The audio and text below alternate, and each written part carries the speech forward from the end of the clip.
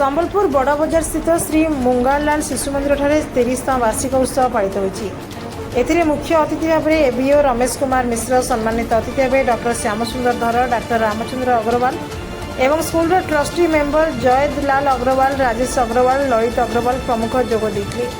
ଏହି କାର୍ଯ୍ୟକ୍ରମକୁ ଶିଶୁ ମନ୍ଦିର ପ୍ରଧାନ ଆଚାର୍ଯ୍ୟ ବିମଲେଶ କୁମାର ପୁରୋହିତ ପରିଚାଳନା କରିଥିଲେ। ଅନୁଷ୍ଠିତ କାର୍ଯ୍ୟକ୍ରମରେ ଶିକ୍ଷା କ୍ଷେତ୍ରରେ କୃତିତ୍ୱ ଅର୍ଜନ କରିଥିବା ଛାତ୍ରୀ ୟତିକା ଖଡ଼ିଆ, ଅର୍ଚିତା ସାହୁ, ଅଙ୍କିତା ବେହେରା, ମୀନାକ୍ଷୀ ବିଶ୍ୱାଳଙ୍କୁ ସ୍କୁଲ ପକ୍ଷରୁ ସମ୍ମାନିତ କରାଯାଇଥିଲା। ପରେ ସ୍କୁଲର ଛାତ୍ରଛାତ୍ରୀଙ୍କ ଦ୍ୱାରା ବହୁ ରଙ୍ଗାରଙ୍ଗ କାର୍ଯ୍ୟକ୍ରମ ପରିବେଷଣ କରାଯାଇଥିଲା। ଆଜିର କାର୍ଯ୍ୟକ୍ରମରେ ସ୍କୁଲର ଗୁରୁଜୀ, ଗୁରୁମା, ଛାତ୍ରଛାତ୍ରୀ ସହଯୋଗ କରିଥିବା ବେଳେ ଶେଷରେ ଗୁରୁଜୀ ଗୋପାଳ ପାତ୍ର ଧନ୍ୟବାଦ ଅର୍ପଣ କରିଥିଲେ। कार्यक्रम विशेष आकर्षण स्कूल गुरुमा द्वारा नृत्य परिवेषण रही।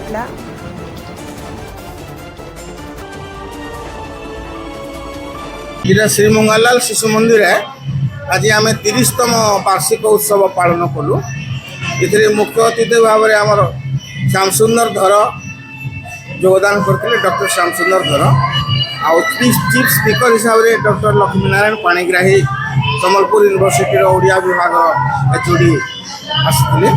आमर मैनेजमेंट ट्रस्ट बोर्ड मेंबर थे जयदयाल अग्रवाल अन्य अतिथि मैंने उपस्थित थे। डीओ को आम मुख्य अतिथि भाव में डाकी किंतु अन्य कार्यक्रम हेतु से जन प्रतिनिधि श्री रमेश कुमार मिश्र एबीओ को आम पाखक पठे। आम कार्यक्रम भारी सुंदर है एवं यहपरी कार्यक्रम आगे जारी रशा कर। 4 वर्षर जो मैंने शिशुरत्न पाई से छात्र छात्री मान पुरस्कृत करागला। ज्योतिका खड़िया, अर्चिता साहू, अंशिका बेहेरा एवं आउ जड़े छात्र थे समस्त को पुरस्कृत करागला। मनोरंजन कार्यक्रम उद्देश्य प्रथम उद्देश्य है विद्यालय वर्ष जाकर कार्यक्रम कौन होगुड़ी को आम अभिभावक अभिभाविका मान सामान उपस्थापित कलु एवं समस्त को आम आज गोटे खुशी वातावरण मध्य आम भर गोटे एकता सृष्टि कलु। मैंने आम जो मीटिंग डाकुचु अभिभावक अभिभाविका माने पूर्ण मात्रा आसुना किंतु आज आम देखिलु जे प्राय 500 अभिभावक अभिभाविका आम गहन में उपस्थित होती।